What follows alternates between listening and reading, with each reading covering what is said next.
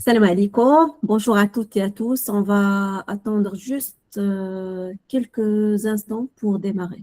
Bonjour, Ramadan Karim à toutes et à tous. Bonjour, Monsieur Nicolas. Bonjour, j'espère que tout le monde va bien. Ravi Très d'être bien, avec vous cet après-midi. merci. Donc, je suis Fatima Zohra El Assouli, la deuxième vice-présidente de l'Association marocaine des professionnels 3D. Je dirige également une entreprise spécialisée dans la lutte anti-nuisible. Je, j'ai le plaisir de modérer ce troisième épisode avec vous dans le cadre de notre série de webinaires organisée à l'occasion du Ramadan. Donc, on va attendre juste un petit moment pour lancer une petite vidéo de la M3D.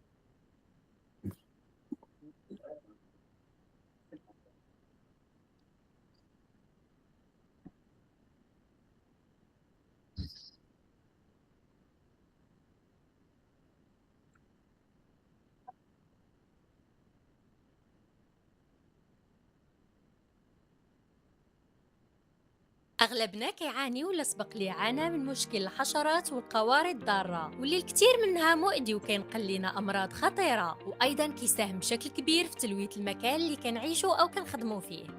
والمشكل الأكبر أن الجهات المتخصصة في مكافحة والقضاء على الحشرات والقوارض الضارة ما معروفينش هما وطبيعة المهنة ديالهم بالشكل الكافي عندنا، الشيء اللي كيصعب علينا مهمة التواصل معهم والاستفادة من الخبرة ديالهم. فأجيو نفهموا هذا المجال. أهم نقطة لازم نفرقوا بين أخصائي في المجال وشخص متطفل على الميدان. التقني المتخصص كيكون عنده معرفة جد دقيقة ببنية وبيولوجيا الكائنات المضرة وكيعرف يشخص الحالة ويقضي عليها من المصدر، والخبرة ديالو كتمكنه من استخدام تقنيات مختلفة واللي يقدر يجمع بيناتها باش تكون أكثر فعالية. ولمراقبة السلامة العامة الأخصائي كيراقب بدقة الأدوات والمنتجات المهنية اللي كيتم استخدامها واللي كتكون معتمدة ومرخصة من طرف السلطات باش العملية تتم بشكل آمن. المعرفة والخبرة ديال التقني كتخليه يقدم للزبون مشورة مهنية تجعلو يعرف طرق يتجنب بها القوارض والحشرات المضرة ويساهم في السيطرة عليها، الأمر اللي كيجعل العاملين في المجال أكثر قدرة على رصد انتشارها. باش نعيشوا حياة يومية صحية بعيدة على خطر الآفات جات AM3D كأول تجمع للمهنيين المغاربة واللي كتعتبر هيئة مرجعية لكافة المستهلكين والشركات في كل ما يتعلق بحمايتهم وتقديم المشورة المهنية لهم. أعضاء الجمعية لعبوا أيضاً دور مهم في أزمة كورونا من خلال تنظيم مبادرات مواطنة لعمليات التطهير. جمعية AM3D كتوضع رهن إشارتكم موقع فيه دليل جامع لكل المعلومات بخصوص الأخصائيين والتقنيين باش تسهل عليكم مهمة اختيار الأخصائي المناسب للمشكل ديالكم، وهذا الدليل كيتم التجديد ديالو بشكل دوري. وللمزيد من المعلومات زوروا موقعنا www.am3d.ma. AM3D شريك لوزارة الصحة والحماية الاجتماعية.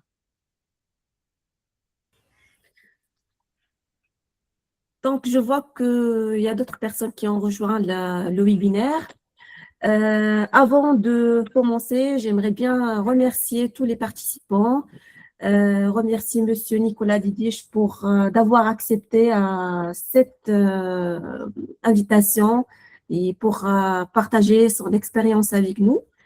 Je tiens à vous informer également que ce webinaire est enregistré afin de permettre aux personnes qui n'ont pas pu assister aujourd'hui de le visionner ultérieurement. Et j'invite également les participants de poser les questions dans le chat à droite de l'écran si vous êtes connecté sur ordinateur. Donc, de poser vos questions tout au long de la présentation. Nous garderons un temps à la fin pour y répondre. Pour les gens qui ne connaissent pas l'AM3D ou bien qui le découvrent pour la première fois, c'est une association ou bien c'est la première association marocaine des professionnels prestataires de la lutte anti-nuisible, des prestations, de dératisation, des insectisations et des reptilisations.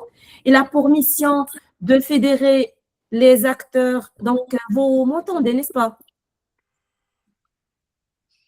D'accord.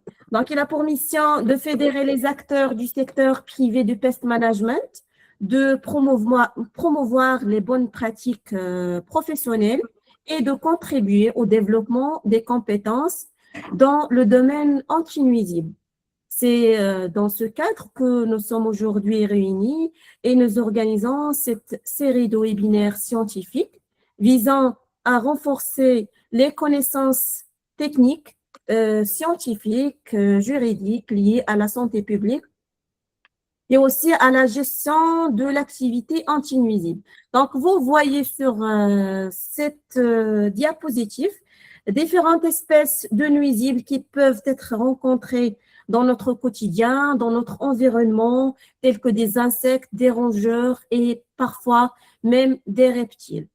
Certaines de ces espèces peuvent être vectrices de maladies, sources de contamination ou provoquer des nuisances importantes lorsqu'ils prolifèrent à l'intérieur des établissements de santé, de l'agroalimentaire, la restauration ou même chez les particuliers.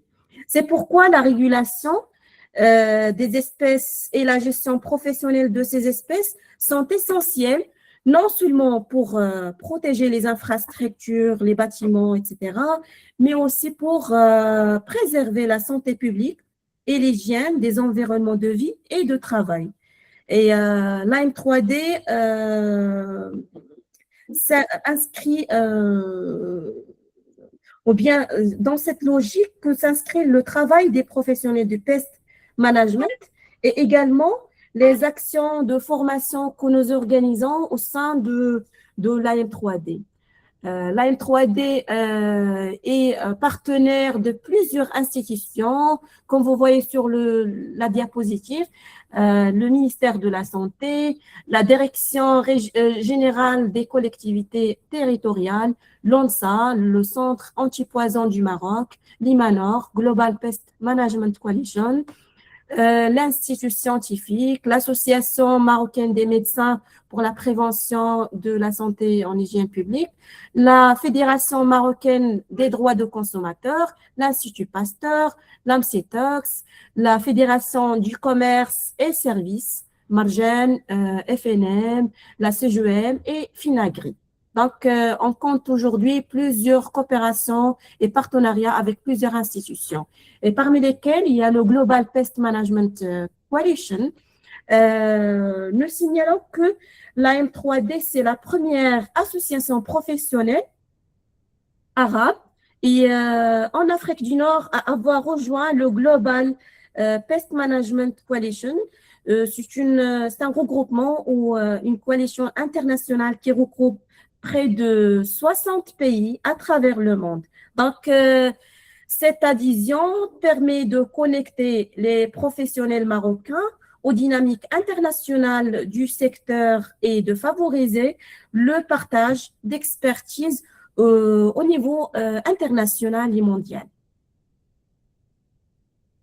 www.am3d.ma, c'est le site officiel de l'association. Nous y présentons l'annuaire des professionnels spécialistes afin de faciliter le choix et la sélection des prestataires professionnels et qualifiés qui sont des adhérents de l'association. Donc, le sujet de ce webinaire aujourd'hui, c'est, ou bien le 3e épisode, c'est l'appât rongeur, facteur de consommation. Comme beaucoup de professionnels le constatent sur le terrain, les appâts ne sont pas toujours consommés comme prévu, même en présence de rongeurs sur certains sites, ce qui peut parfois compromettre l'efficacité des traitements et laisse les gens poser des questions pourquoi ces appâts ne sont pas consommés. Pour traiter ce sujet, nous avons le plaisir d'accueillir Monsieur Nicolas Didiche. Monsieur Nicolas, c'est le directeur pédagogique d'EasyPest. C'est un auditeur consultant. C'est un expert reconnu dans le domaine du pest management, avec une expérience solide dans la formation, l'accompagnement des professionnels du secteur. Donc, il représente aujourd'hui la société EasyPest. spécialisé dans la formation et le conseil technique en gestion des nuisibles. Donc, sans plus tarder, je vous propose de donner la parole à notre intervenant. La parole est à vous, Monsieur Nicolas. Merci beaucoup pour cette belle introduction qui représente très bien effectivement la valeur de notre métier. Fatima nous l'a bien dit, on travaille dans un environnement où vous êtes là pour protéger effectivement les aspects sanitaires, protéger les structures. Et pour cela, vous avez différents outils. Vous avez des différents outils, dont nos techniques effectivement de dératisation. Et pour cela, aujourd'hui, je vais en tout cas vous expliquer quels sont les différents facteurs qui vont vous permettre d'être le plus efficace et surtout les choses à éviter.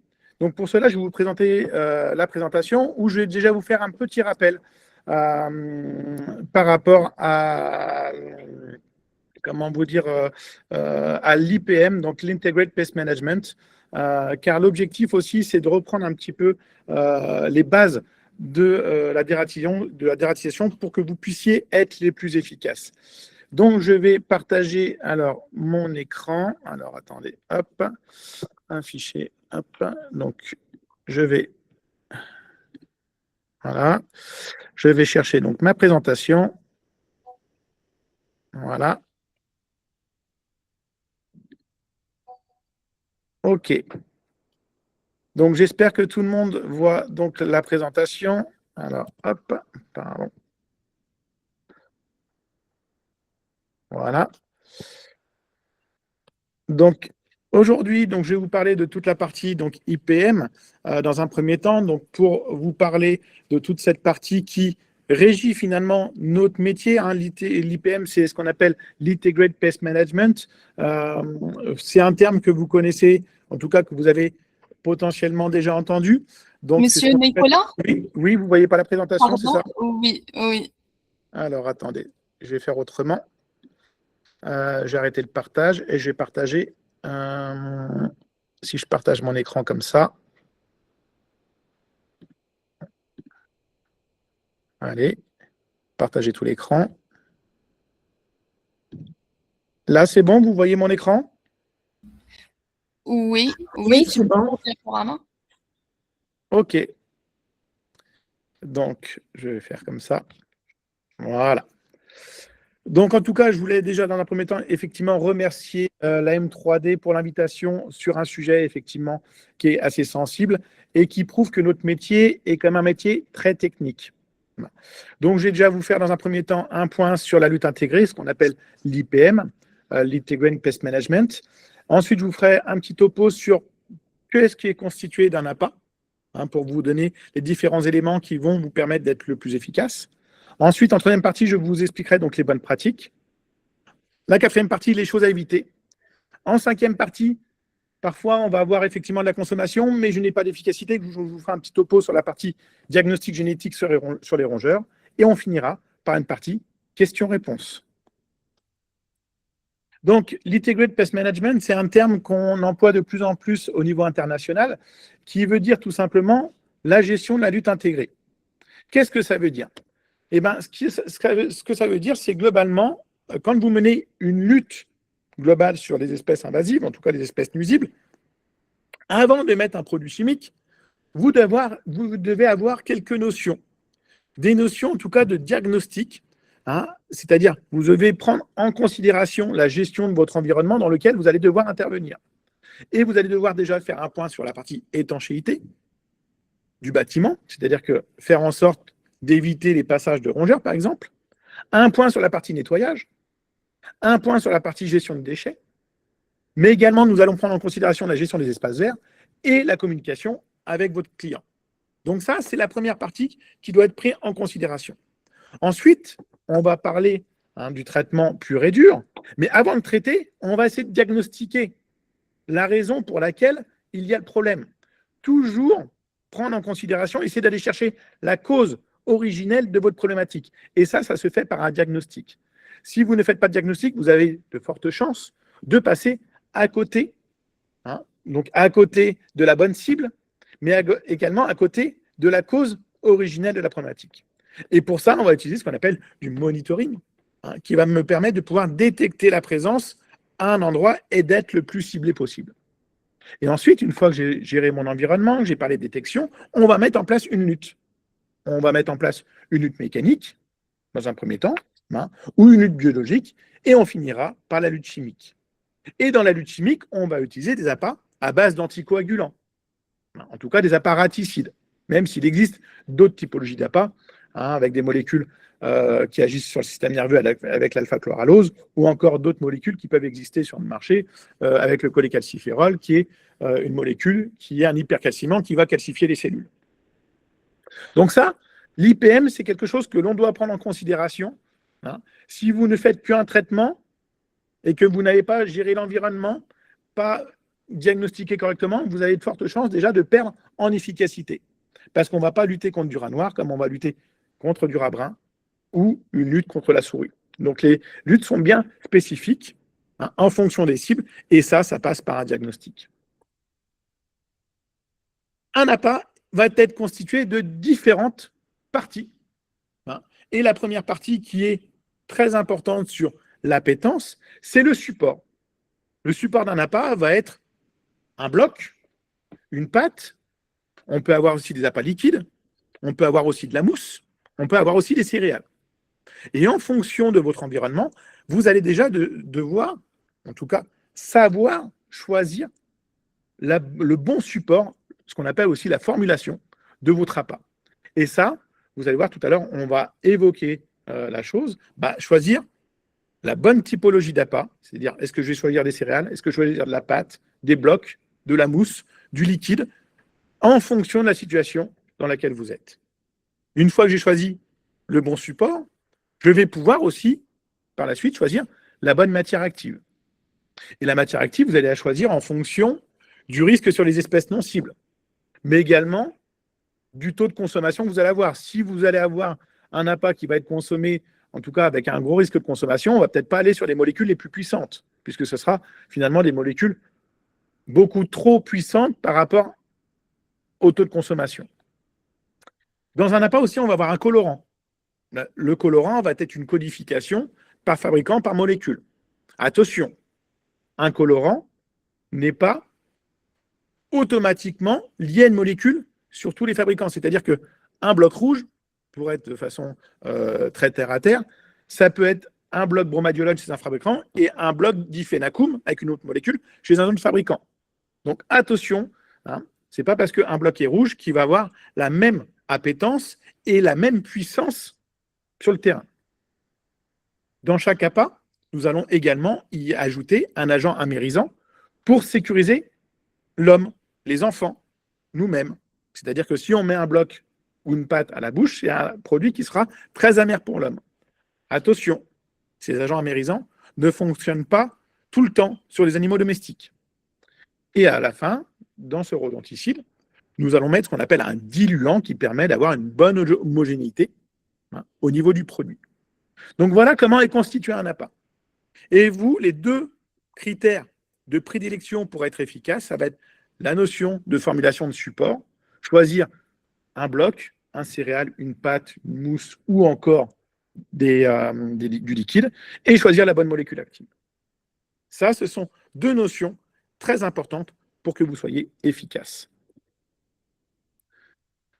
Les bonnes pratiques au niveau du choix de l'appât et au niveau de l'appétence de votre appât. Très important, déterminer la cible. Et ça, c'est la base de notre métier en dératisation. Vous n'allez pas traiter de la même manière une souris, un rat brun, un rat noir. Si j'ai une problématique de souris, et ça, c'est notifié sur l'étiquetage, vous allez déjà devoir choisir le bon dispositif, ça, je vais y revenir, mais choisir le bon nombre du dispositif en mettant la bonne quantité. Et si je prends la situation de la souris, la souris, elle a besoin de consommer peu, mais beaucoup, finalement. C'est-à-dire peu en quantité, mais beaucoup en nombre de prises de repas. En gros, problématique de souris, vous allez multiplier les postes d'appâtage en ne mettant pas des quantités extraordinaires, c'est-à-dire 20, 30 grammes grand maximum par boîte à souris. Donc, c'est important de déterminer correctement la cible. Si c'est une souris, je vais vous l'expliquer. Beaucoup de postes d'appâtage avec 20-30 grammes par poste d'appâtage. Si j'ai du rat brun, le rat brun, lui, il va être plutôt gourmand à partir du moment qu'il sait associé à l'appât. À savoir que le rat brun, c'est un rongeur qui est méfiant. Et il peut se passer 3, 4, 7, 10 jours avant que la colonie rentre en contact et commence à consommer l'appât que vous allez poser. Vous allez voir que souvent, on a tendance à être un peu impatient. Et pour le rat brun, là, on va poser des postes à peu près tous les 10-15 mètres, où là, on peut mettre jusqu'à une centaine de grammes par poste d'appâtage.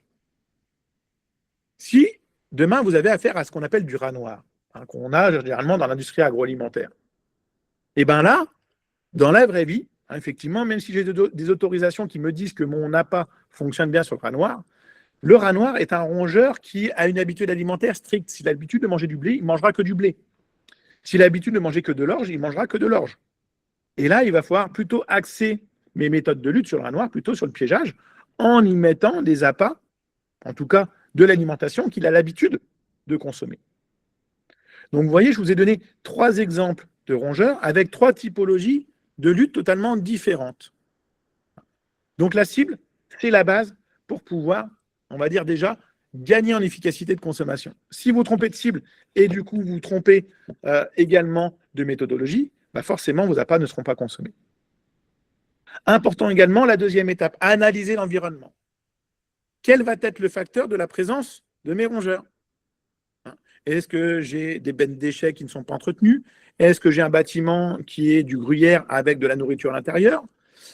Est-ce que je peux avoir une déchetterie à côté? Est-ce que j'ai des pratiques de nettoyage? Est-ce que j'ai des fuites d'eau, par exemple, sur le rat brun et le rat noir, puisque ce sont des rongeurs qui ont besoin de boire régulièrement. Donc, il est impératif pour vous d'analyser l'environnement, et c'est pour ça que tout à l'heure, je vous ai parlé de l'IPM, de l'Integrated Pest Management, puisque la gestion de l'environnement est une chose fondamentale pour que votre traitement soit efficace. Donc, j'ai déterminé la cible, j'ai fait le point sur mon environnement. Je vais maintenant parler du type de dispositif. Si possible, adapter au mieux le type de dispositif et éviter de lancer des appâts dans tous les sens.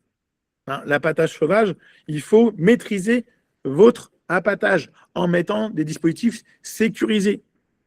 Et je vais vous dire pourquoi juste après. Donc, le choix du dispositif est primordial pour que vous soyez efficace et maîtriser un maximum l'efficacité de votre appâtage. Et pour finir, le choix de l'appât. C'est-à-dire le choix de votre formulation. Est-ce que je vais prendre un bloc, une pâte, des céréales, de la mousse ou du liquide? Et ensuite, choisir la bonne formulation. Donc, ces 4 étapes sont primordiales pour que votre appât soit consommé, pour que finalement, vous soyez efficace dans votre lutte contre les rongeurs. Au niveau des cibles, je vous ai fait un petit peu topo. Souris, rat brun, rat noir. Je répète, la souris, si vous luttez contre les souris, il faut avoir multiplié le nombre de dispositifs d'appâtage et vous allez devoir mettre des quantités 20-30 grammes par dispositif. La souris est plutôt friande d'ailleurs des pâtes. S'il y a besoin de choisir une formulation, la souris est plutôt quand même très fan des pâtes, qui est un produit assez gras. Ensuite, on va voir le rat brun. Le rat brun, lui, il va consommer, quand il va avoir l'habitude de rentrer dans un dispositif, il va consommer des quantités plutôt importantes. Donc là, on va mettre des dispositifs, on va dire tous les 10-15 mètres, et on peut mettre facilement 100 grammes d'appât dans un dispositif. Si je suis en milieu urbain, effectivement, le bloc sera plutôt sympa. En milieu agricole, où ma concurrence alimentaire sera plutôt des céréales, je pourrais adapter ma formulation avec des appâts céréaliers. Et pour finir, le rat noir, comme je vous l'ai dit tout à l'heure, le rat noir est un rongeur qui, on va dire, a peur de la nouveauté et qui est plutôt un régime alimentaire strict. Quand il a l'habitude de manger du blé, il va manger que du blé. S'il mange de l'avoine, il va manger que de l'avoine. Pareil, s'il mange que de l'orge. Donc là, il va essayer de choisir, entre guillemets, le type de produit qu'il consomme pour essayer, si vous voulez mettre un appât, d'avoir l'appât qui va se rapprocher le plus proche de ce qu'il mange au quotidien. Et généralement, sur un rat noir, le piégeage sera quand même très efficace sur la partie rat noir. Les supports, alors là, c'est quelque chose d'assez générique. Tout ce qui n'est pas céréalier, on va plutôt les mettre dans les environnements agricoles, mais on peut les mettre aussi dans les combes, dans les environnements secs, en hauteur. hein. Là où je peux avoir du rat noir éventuellement, puisque c'est de la nourriture qui s'en rapproche. Hein. À l'intérieur des bâtiments où je vais avoir une grosse concurrence alimentaire, la pâte va être un bon produit. Pourquoi? Parce que la pâte est un des produits les plus appétants. Et en cas de concurrence alimentaire, c'est un produit qui va pouvoir, en tout cas, être le plus adapté. Et ensuite, cave, sous-sol, milieu humide, hein, en extérieur, mes blocs qui vont être un appât assez compact, hein, qui peut potentiellement être protégé de l'humidité avec les appâts emballés. Ça va me permettre d'être, on va dire, le plus proche de la réalité. Bien sûr, si vous mettez un bloc en intérieur, il n'y a pas mort d'homme.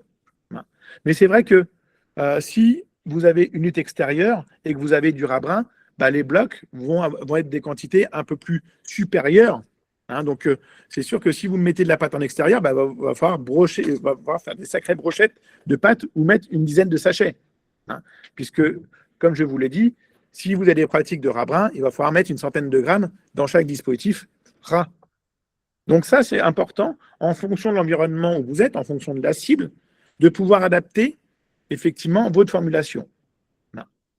Donc c'est vrai que les appâts céréaliers, plutôt dans les zones où on n'a pas beaucoup d'accessibilité et le milieu agricole, puisque ce sont des appâts qui sont assez proches de la nourriture qui va aller vers le rat noir et un peu de rat brun. La souris, elle, qui est gourmande, les petits sachets de pâte de 10 grammes, elle va adorer ça, et plutôt en intérieur, et puis en extérieur, ou cave, sous-sol, zone humide, on va mettre des blocs, blocs emballés ou pas. Et ça, c'est primordial de choisir correctement cette formulation. Alors, il y a deux formulations que je n'ai pas parlé dans cette illustration, c'est-à-dire que vous allez avoir les mousses, comme le Racumin Foam, qui est un appât de contact, finalement, c'est une mousse qui va quand le rongeur va passer dessus, va s'en imprégner, en se léchant, il va ingérer la molécule active. Donc ça, c'est tout ce qui est mousse, comme le Racumin Foam. Et il y a également les appâts liquides, surtout pour le rat brun et le rat noir, qui peuvent être des très bons appâts si j'ai des problématiques de concurrence alimentaire où je vois que mes appâts ne sont pas consommés. Donc les appâts liquides peuvent être une très bonne, on va dire, alternative sur le cas de non-consommation d'appâts à cause de la concurrence alimentaire. Les dispositifs, donc les postes d'appâtage où vous allez mettre vos appâts à l'intérieur, ils ont des objectifs. Et ces objectifs, elles sont simples. De permettre aux rongeurs de manger en confiance, d'éviter la dispersion des appâts dans l'environnement et de potentiellement tuer des espèces non cibles, de protéger les enfants, et dont nous potentiellement également, et de protéger les animaux domestiques. Donc c'est important d'essayer de mettre en place cette notion de protection de votre appâtage, pour éviter de tout tuer n'importe comment. Et surtout, ces dispositifs sont là vraiment pour protéger les espèces non cibles, dont nous faisons partie. L'objectif étant de ne pas rentrer en contact direct avec les appâts. Donc, ces dispositifs seront donc fermés à clé. Il existe des étiquetages pour les identifier correctement. Ces dispositifs, vous devez les mettre au sol, contre le mur. L'objectif, c'est d'avoir l'entrée sur le passage des souris, des rongeurs. Et c'est un outil indispensable dans une méthode HACCP qui va vous permettre de pouvoir sécuriser vos traitements anti-rongeurs. Donc ça, c'est quand même formel. C'est des dispositifs, ce qu'on appelle les postes sécurisés, vous permettent effectivement de maîtriser le risque d'intoxication et de rendre vos traitements les plus sécuritaires possibles.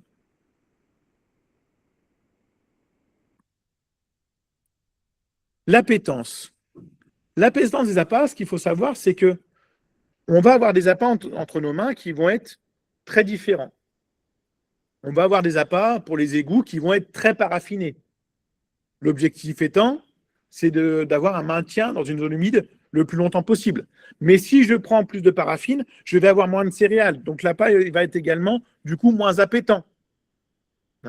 Et l'objectif, c'est de favoriser l'appétence de vos appâts.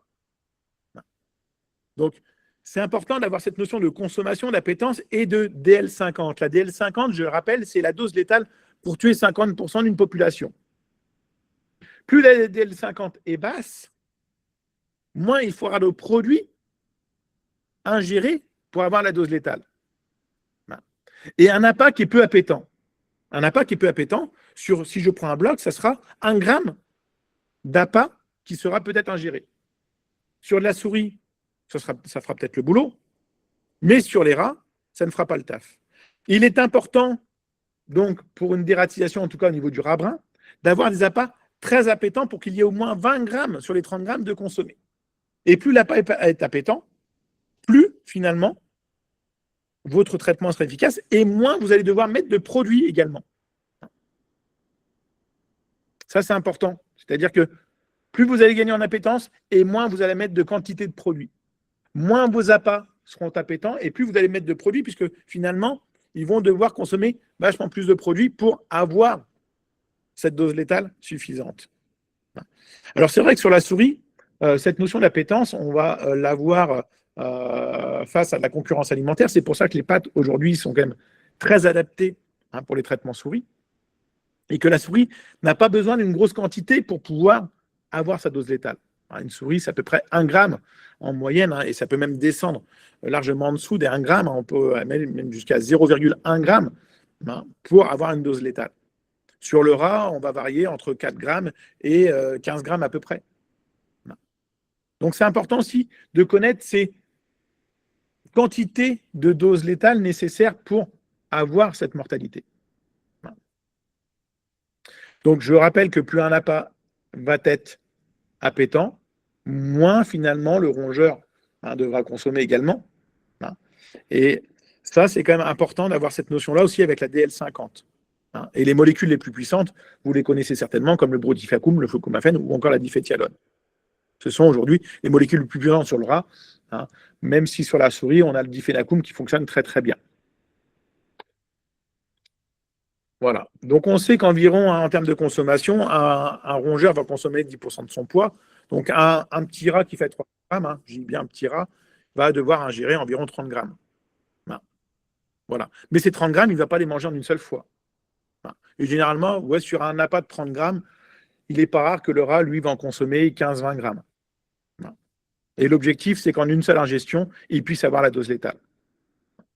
Donc, d'où avoir ce ratio, cette importance de ratio entre l'appétence et la dose létale. Les pratiques à éviter. En tout cas, ce que moi, je vois régulièrement lorsque j'accompagne des prestataires, c'est déjà l'absence de diagnostic. Il faut avoir dans votre réflexion au quotidien, avant de faire votre traitement, d'analyser votre environnement, savoir où vous êtes, quelles vont être les causes de la présence de rongeurs. Deuxième cause que je vois aujourd'hui qui va poser problème en termes d'attractivité au niveau des appâts, c'est le non-respect des consignes de stockage. Et ça, je le vois régulièrement dans les véhicules, mais également dans les entrepôts, où je vois parfois des seaux qui sont ouverts, avec des petites odeurs d'insecticides juste à côté. Ce qui est un peu plus courant dans les véhicules où j'ai parfois des odeurs d'insecticides, un seau qui est ouvert, mes appâts vont s'imprégner de l'odeur d'insecticide. Et je vous rappelle que l'odorat de rongeur est quand même 1000 fois supérieur à notre odorat. Donc, il est très sensible. Donc, un appât qui va sentir l'insecticide, c'est un appât qui ne sera pas consommé. Donc, bien faire attention au stockage de vos appâts. Si vous voulez mettre toutes les cartes entre vos mains pour être efficace, respectez correctement les consignes de stockage, que ce soit dans vos locaux, mais également dans votre véhicule. C'est-à-dire fermez vos seaux d'appât ou si vous avez des cartons, fermez bien les cartons. Ne les laissez pas ouverts. Parce que en les laissant ouverts, ils vont s'imprégner d'odeur et potentiellement s'imprégner de poussière. Troisième pratique que je vois et qui peut poser problème, c'est souvent le mauvais choix des boîtes. Souvent, on me dit, ouais, c'est pas consommé. Forcément, j'ai des boîtes à souris partout. Et en fait, c'est une intrusion de rats que je vais avoir. Alors qu'il peut plus, peut le moins. C'est-à-dire que vaut mieux mettre des boîtes à rats partout parce que ça va servir pour mes rats et pour mes souris. Mais c'est vrai que si vous ne diagnostiquez pas correctement la problématique en analyse de risque et vous mettez des boîtes à souris sur un environnement où il y a le plus de risque d'avoir une intrusion de rats, forcément, vos appâts ne seront pas consommés. Ensuite, un choix aussi qui peut poser problème, c'est le choix des formulations. Les appâts céréaliers, c'est surtout ces appâts céréaliers que ça se passe. On va avoir des appâts avec du blé entier, du blé concassé. Et si sur le blé entier, je n'ai pas la notion souris, ce n'est pas pour rien, puisque la souris, elle, sur le blé entier, elle va décortiquer la graine pour manger ce qui est à l'intérieur. Et elle ne va pas manger, finalement, la couche supérieure où est présente la molécule. Donc, sur les appâts céréaliers, si vous voulez lutter contre la souris avec, prenez bien des appâts concassés. Pareil, hein, alors, je ne dis pas que c'est pas bien, mais en tout cas, des pâtes en extérieur, il faut en mettre beaucoup pour pouvoir, on va dire, lutter contre des rongeurs, des rats en tout cas. Pourquoi? Parce qu'une pâte, c'est 10 grammes. Je vous rappelle qu'un rat de 300 grammes va au moins manger 30 grammes. Ça va aller très très vite. Alors que si je mets 3 blocs, ça sera autant, en termes de quantité, autant important que de mettre des sachets, 10 sachets dans une boîte. Donc aussi, essayez d'être logique dans la manière de choisir vos formulations. Ce que je peux voir aussi, c'est parfois, alors quand on me dit faire abstraction de la concurrence alimentaire, c'est de se dire, oh, c'est pas grave, moi j'ai de la pâte, donc ça va faire le boulot. Attention, regardez bien la concurrence alimentaire, regardez bien la typologie de cible que vous allez avoir, essayez d'utiliser la meilleure molécule, la meilleure formulation. Par exemple, si vous savez que j'ai une grosse concurrence alimentaire sur de la souris et que finalement ma souris va très peu consommer, mettez une molécule active avec de la pâte, une molécule active comme le brodifacoum, où là, allez, 1/10 de gramme va suffire à la dose létale. C'est-à-dire que le peu de produit qui va être consommé suffira à être efficace sur une souris. Donc, la concurrence alimentaire, mettez un appât le plus appétant possible et une molécule assez puissante qui permettra à ce que le peu de produit qui sera consommé suffira à avoir la dose létale. Les choses aussi à négliger, c'est le fait de ne pas prendre en considération la cible. Savoir si vous avez affaire à de la souris, du rat brun ou du rat noir. Ne pas déterminer la cible, ne pas savoir à quelle espèce j'ai affaire, c'est une grosse cause d'échec de traitement. Donc, faire un bon diagnostic, c'est analyser l'environnement, choisir sa cible, choisir les bons dispositifs et la bonne formulation, la bonne molécule. Ne soyez pas trop impatient, et ça, il faut l'expliquer à vos clients. Vous arrivez sur un nouveau site, vous mettez des boîtes qui sont toutes neuves, les boîtes toutes neuves, elles vont avoir une certaine odeur. Il peut se passer 4, 5, 10 jours avant qu'un rat pénètre dans une boîte à rats qui est toute neuve. Donc, expliquez tout ça à vos clients.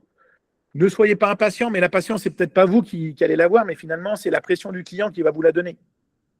Donc, expliquez les choses. J'arrive dans un nouvel environnement. La souris, elle, va être plutôt rapide en consommation, mais un rat brun peut mettre un peu de temps, 4, 5 jours, jusqu'à 10 jours. Facile, j'ai même vu des durées un peu plus longues, avant qu'un rat rentre dans une boîte et commence à consommer.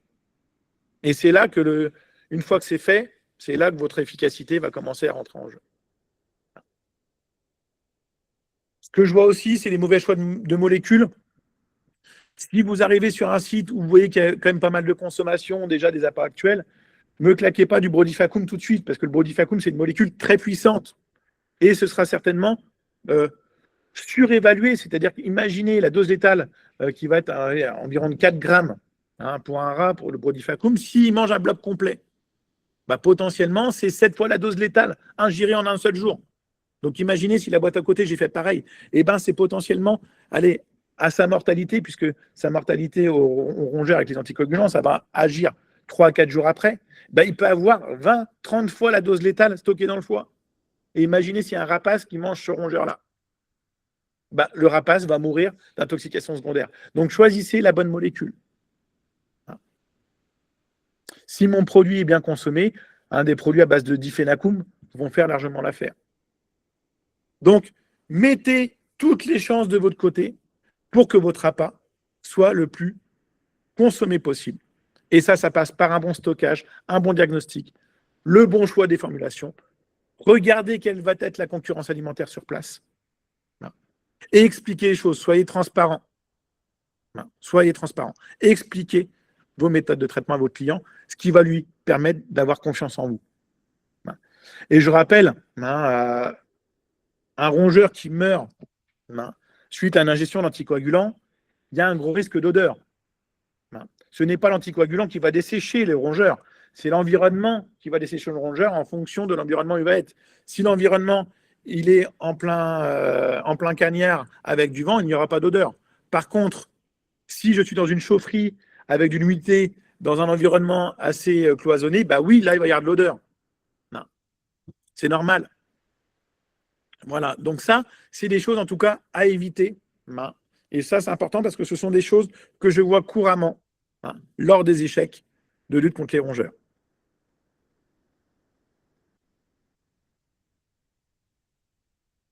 Pour finir, imaginez, vous avez une super consommation, super produit, vous dites oh, super, ça consomme et tout, et vous n'y arrivez pas. Il y a des choses qui arrivent. Je sais qu'avec Abdelkrim, on est en train de, en tout cas, il est en train aussi de voir qu'est-ce qui se passe du côté du Maroc, où il travaille avec cet outil-là, c'est les Idiag rongeurs. Les Idiag rongeurs, c'est quoi? C'est un outil de diagnostic génétique, où on va prélever des excréments. Et ça, il faut le mettre en place si vous avez un doute sur la résistance aux anticoagulants. Donc, c'est une expertise génétique via le prélèvement d'excréments. On va être capable de déterminer 12 espèces de rongeurs, 9 résistances aux pathogènes, 9 résistances aux anticoagulants, et potentiellement 8 pathogènes. Donc, à partir d'excréments, on est capable, avec les Idiag rongeurs, de déterminer donc 12 espèces de rongeurs, dont les souris communes, la souris, la Musculus pretus, qui a des gros, en tout cas, qui a des grosses mutations génétiques et qui est résistante à pas mal d'anticoagulants. Rat brun, rat noir, loire-l'hérault, fouine, martre, musaraigne, mulot sylvestre. On est en tout cas capable de déterminer 12 espèces de mammifères qu'on va voir régulièrement autour de nous. On va être aussi en capacité de détecter, grâce à l'ADN, les mutations génétiques à l'origine des résistances à certains anticoagulants, comme la brobadiolone, ou encore les molécules de première génération, comme la chlorofascinone, On commence à avoir des résistances au diphénacum sur les souris, et il y a un risque sur le rat également. En tout cas, aujourd'hui, en termes de résistance, on est plutôt tranquille sur tout ce qui est flocomafène, diphétialone et brodifacum. Mais attention, le brodifacum, on en utilise beaucoup. Ce n'est pas dit que d'ici quelques années, ça tombe dans le cercle de la résistance. Donc là, en fonction des éléments que je reçois, moi, je fais une analyse et je suis capable de vous dire, attention, la population que vous avez sur place est résistante à telle et telle molécule. Et pour finir, avec ce Idiag rongeur, on va être capable de pouvoir déterminer 8 pathogènes. 8 pathogènes parce que je vous rappelle que votre mission principale, c'est de protéger la population des risques de transmission de maladies. Et oui, on va être capable de pouvoir déterminer des pathogènes comme les campylobactères, les clostridium, la leptospirose, qui est très connue, la listeria, pseudomonas, ou encore les salmonelles. Donc, c'est quand même pas anodin, ce type, en tout cas, d'analyse. Juste pour faire un petit topo sur ce qui s'est passé l'année dernière. L'année dernière, on a fait 170 diag. La moitié ont développé des cas de résistance. Alors, c'est normal que le taux est plutôt élevé. Pourquoi? Parce qu'on fait des diagnostics quand on a un doute. Donc, c'est normal que 50% à peu près, on retrouve donc des résistances aux anticoagulants et 40% présentant des pathogènes. Donc, tout ça pour vous donner, en fait, c'est un outil qui peut vous guider aussi dans les cas où vous avez beaucoup de consommation, mais pas de baisse de population. Potentiellement, vous avez peut-être affaire à des résistances. Et ça, il y a des études qui commencent à être faites, en tout cas au Maroc, pour voir où est-ce qu'on en est un petit peu sur le sujet. En tout cas, cet outil-là peut aussi vous aider à mettre en évidence des pathogènes pour mettre en évidence et valoriser votre travail de dératisation au quotidien. Voilà pour le petit topo. Je vais maintenant laisser la main, en tout cas sur le chat, pour répondre à toutes vos questions. Et je vais fermer le partage. Merci, Monsieur Nicolas, pour la qualité de cette présentation et la richesse des informations partagées. Vous avez parlé des choix du support, les pratiques à éviter, les bonnes pratiques en dératisation et d'autres points. Je pense que ce sujet est particulièrement important pour nous, les professionnels du terrain, car la compréhension des facteurs de consommation des appâts peut réellement faire la différence dans l'efficacité des programmes de dératisation. Donc, avant d'enchaîner avec la session de questions-réponses, j'aimerais aborder un petit point sur EasyPest, qui propose des formations techniques de grande qualité, animées par des formateurs expérimentés et qualifiés. Depuis l'année dernière, EasyPest est également membre formateur de l'AM3D, ce qui permet aux adhérents de l'association de bénéficier d'une remise de 10% sur l'ensemble des formations proposées. Donc, que ce soit en présentiel ou à distance, notamment pour les professionnels qui ne peuvent pas se déplacer en France. EasyPest propose aussi la formation Certibiocide pour les gens intéressés. Vous pouvez les contacter directement ou contacter l'association pour avoir plus d'informations. Maintenant, on enchaîne la session questions-réponses. Je pense qu'on n'a pas de questions écrites. On va collecter directement les questions avec Myriam. Oui,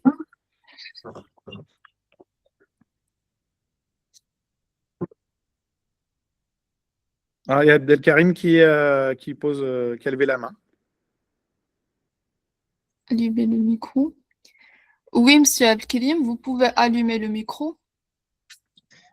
Salut Nicolas, السلام عليكم للجميع بعدا رمضان مبارك للجميع.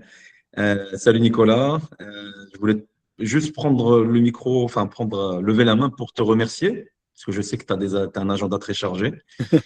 C'est un plaisir de connaître avec vous. Je ne sais pas comment tu as fait pour être avec nous aujourd'hui à l'heure et libérer le temps, mais je sais que tu as un agenda très chargé, donc je voulais J'ai te une remercier. équipe derrière moi. Je ne suis pas tout seul. J'ai cette chance-là. J'imagine. Donc, on te remercie beaucoup. Et en fait, il y a deux aspects sur lesquels je voulais insister également, et tu en as parfaitement parlé. C'est que le premier, c'est le positionnement des appâts. Il y a des vraies difficultés quelquefois au niveau des positionnements, parce qu'on sait que les positionnements, les appâts les plus touchés, c'est les appâts qui seront, j'ai envie de dire, les moins visibles pour le client. Et on se retrouve parfois avec cette pression client dont tu as très bien parlé, qui veut que tu positionnes du bloc là ou du poste ici, etc. Et souvent, c'est la valeur ajoutée du prestataire de savoir dire non aussi, de défendre sa prestation. De l'expliquer. Voilà, et ça, c'est quelque chose de très important que tu as précisé. Donc, il faut bien qu'on appuie sur ce point-là.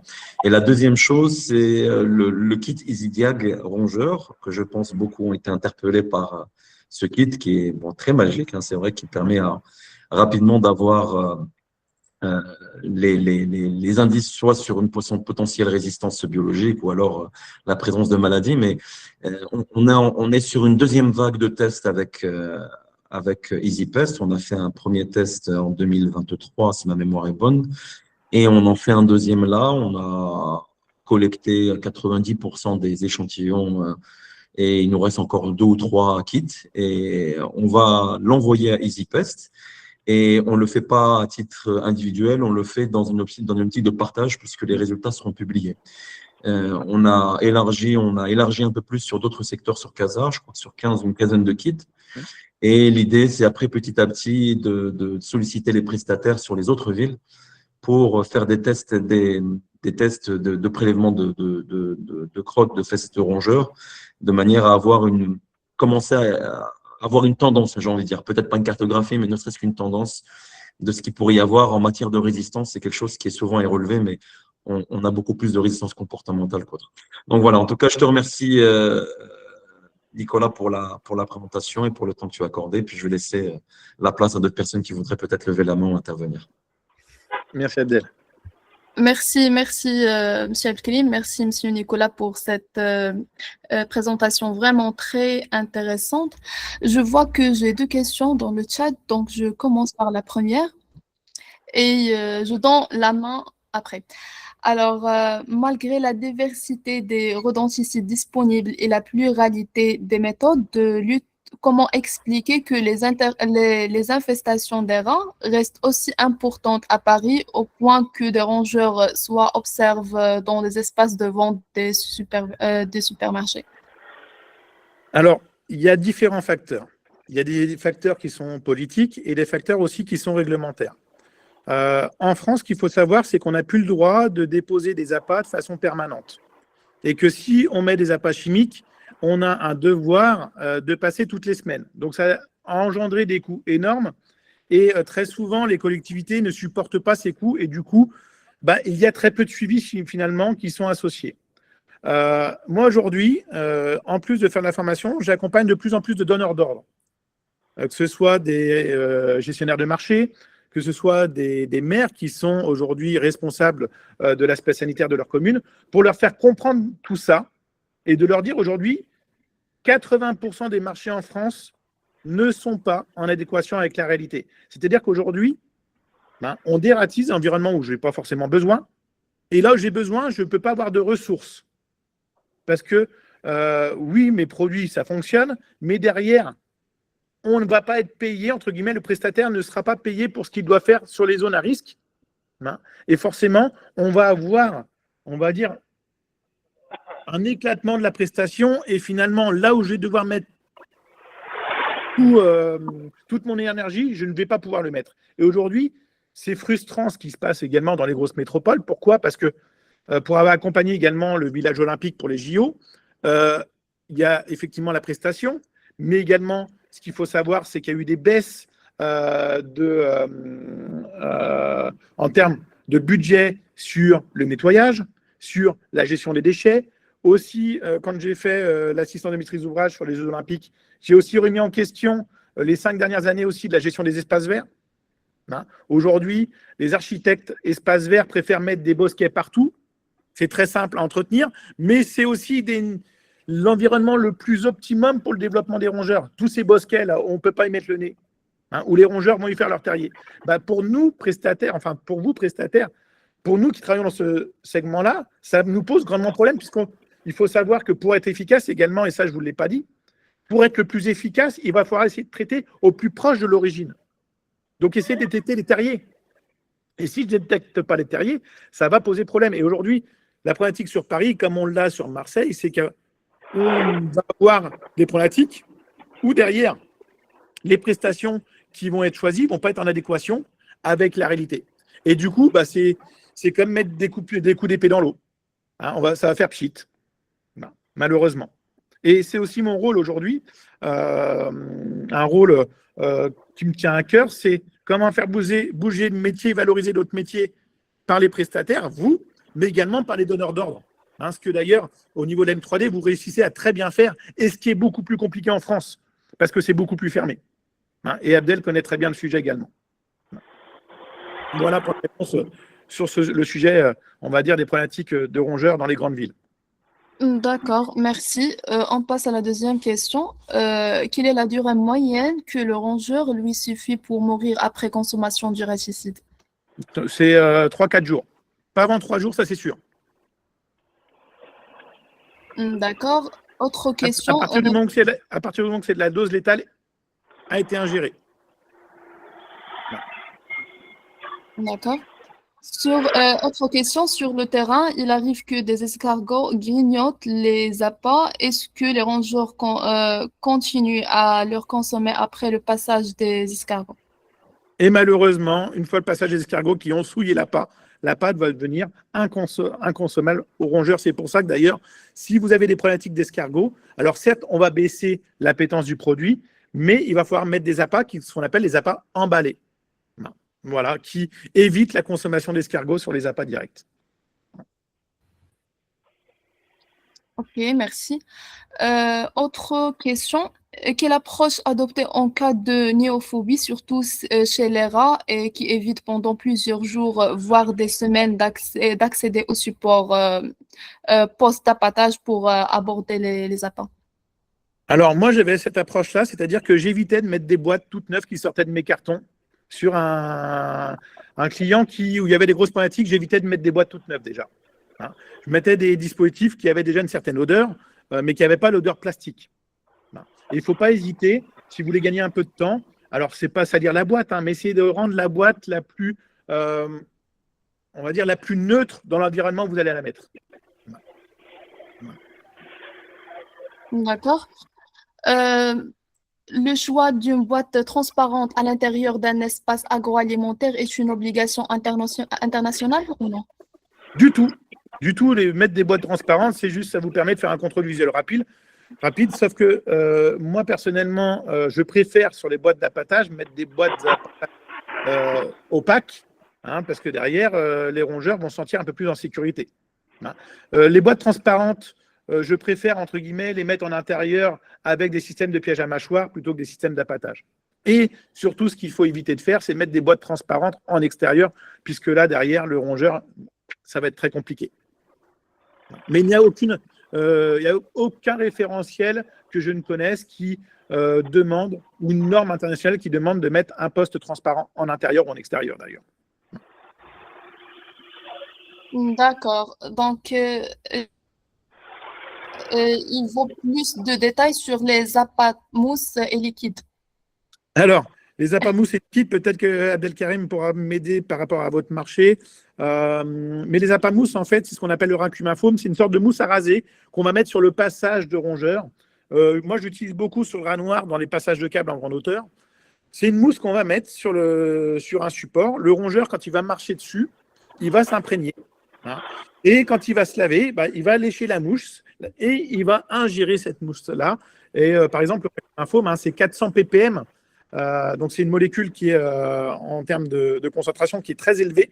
Hein, et qui permet d'avoir, on va dire, une bonne efficacité en cas de non-consommation d'appât. Et là, en fait, l'appât va être consommé lorsque le rongeur va se nettoyer.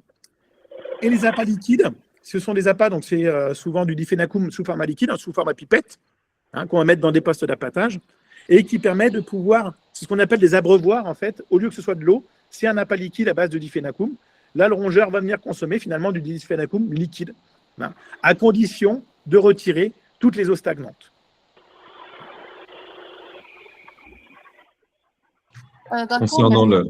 Concernant les appâts liquides, c'est quelque chose qui existe au Maroc, mais qui a du mal à faire sa place parce que c'est un produit qui revient cher par dispositif anti-rongeur, sans commune mesure avec les raticides. Donc, il y a une très grosse différence. Et concernant les mousses, il existe, alors il n'y a pas le racumin, le produit d'Anjou, il n'est pas homologué ici, mais il existe des crèmes. Il existe des crèmes qui s'utilisent justement pour se retrouver sur le pelage du rongeur pour avoir cette consommation indirecte. Voilà. C'est des produits, j'ai envie de dire, qui font pas partie des essentiels, mais qui sont des outils qui sont utiles. Voilà. Ok, merci Abdel. Alors, j'ai une autre question. Monsieur Ahmed, il veut plus de clarté sur la résistance. Alors, la résistance, oui. elle n'a aucune corrélation avec l'alimentation du rongeur. En fait, les phénomènes de résistance, c'est lorsqu'à un moment donné, c'est comme nous avec les antibiotiques. Hein. Plus vous allez prendre des antibiotiques et plus votre organisme, à un moment donné, on va muter génétiquement et moins les antibiotiques vont fonctionner. Et c'est pareil avec les anticoagulants, tout simplement. C'est-à-dire que plus on va consommer, une population va consommer la même molécule, et plus à un moment donné, les organismes vont muter. Et d'ailleurs, la mutation va se faire au moment de la naissance. Hein. On ne mute pas pendant qu'on est vivant. Hein. Donc ça, c'est important, c'est que la mutation, elle ne se fait pas liée à l'alimentation, mais elle se fait due à l'ingestion régulière d'une population, d'une colonie. Hein. Et plus on va utiliser toujours la même molécule, plus on va favoriser les résistances à moyen terme. C'est pour ça qu'il est important pour vous de bien switcher les molécules de temps en temps et de ne pas utiliser toujours les mêmes molécules. Ça, c'est important.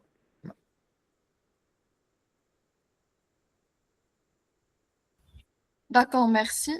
Donc, je vois aucune question pour l'instant. Non, j'ai une autre question. Les anti-moustiques sont-ils interdits dans les voies de service des nourritures? Si oui, où est-ce que peut les mettre, les anti-moustiques dans la cuisine? Alors là, bonne question, parce que ce n'est pas forcément une question que je m'attendais, puisqu'on était sur la partie rongeur. Complètement. Alors, ce qu'on peut proposer, tu as toutes les capacités, bien sûr. Oui, j'allais réfléchir pour répondre. Sur cet aspect, mais il a un tout petit peu d'avance, cette question a un petit peu d'avance, puisque la semaine prochaine, on est avec Ruben Bueno, que tu connais bien, et on va parler de la problématique moustique. Donc, je propose à la personne qui a posé la question, avec l'accord de la modératrice, Madame la vice-présidente, de mettre cette question de côté Oui, et bien sûr. J'allais dire la même chose. et d'y répondre la semaine prochaine dans son contexte, c'est-à-dire sur la problématique moustique.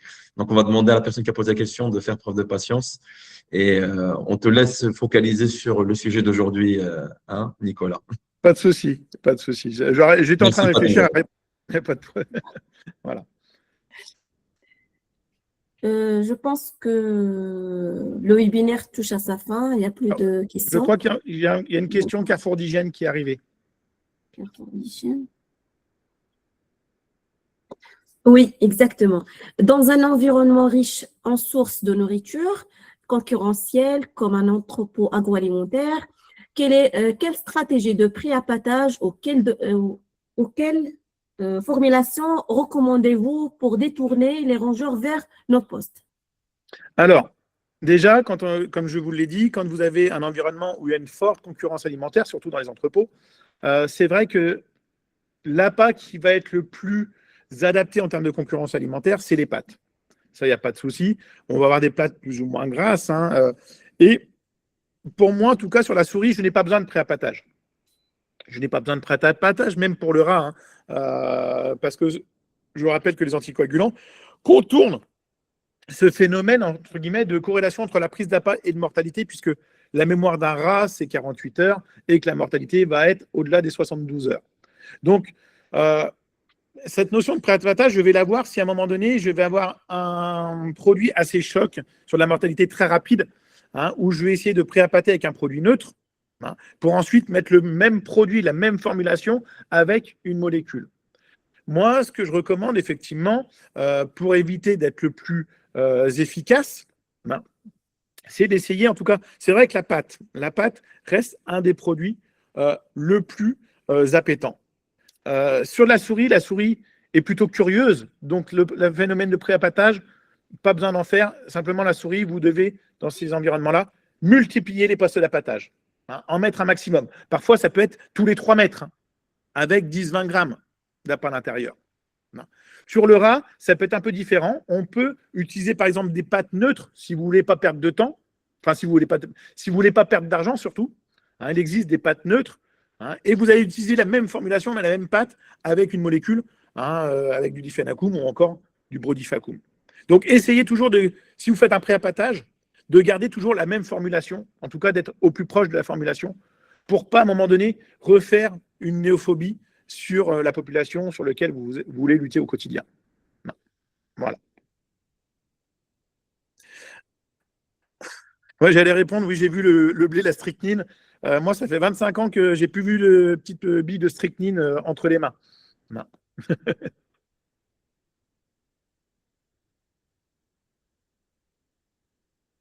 Voilà. C'est utilisé encore uniquement, comme vient de le préciser la personne qui a posé la question, c'est utilisé en hygiène rurale, mais pour des opérations bien ciblées, avec un encadrement bien précis de l'ONSAM en général, voire des délégations de santé. Et c'est pour lutter contre les vecteurs de la leishmaniose. Ok, mais moi, c'est vrai que ça fait très très longtemps que je n'ai pas eu de la strychnine entre les mains. Ouais. C'était à mes débuts. Ouais.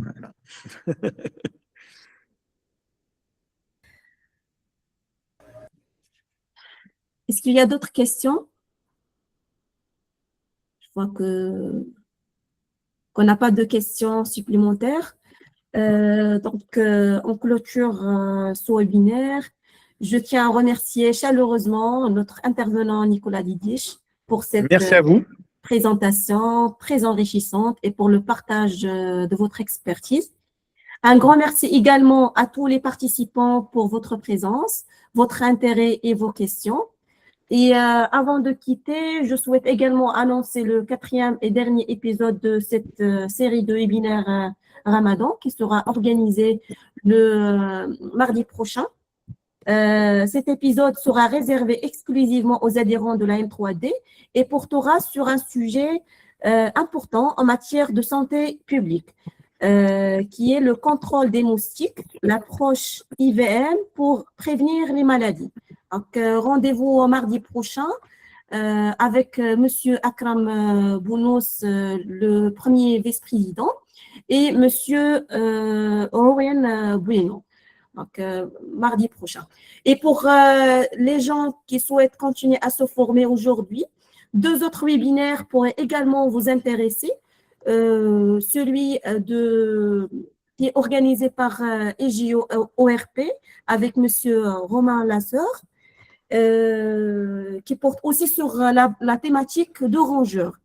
Et nous avons aussi un deuxième webinaire organisé par l'Association marocaine de biosécurité qui porte sur la traçabilité alimentaire, comment réagir efficacement en cas d'alerte sanitaire. On va partager le lien sur le chat pour les gens qui sont intéressés.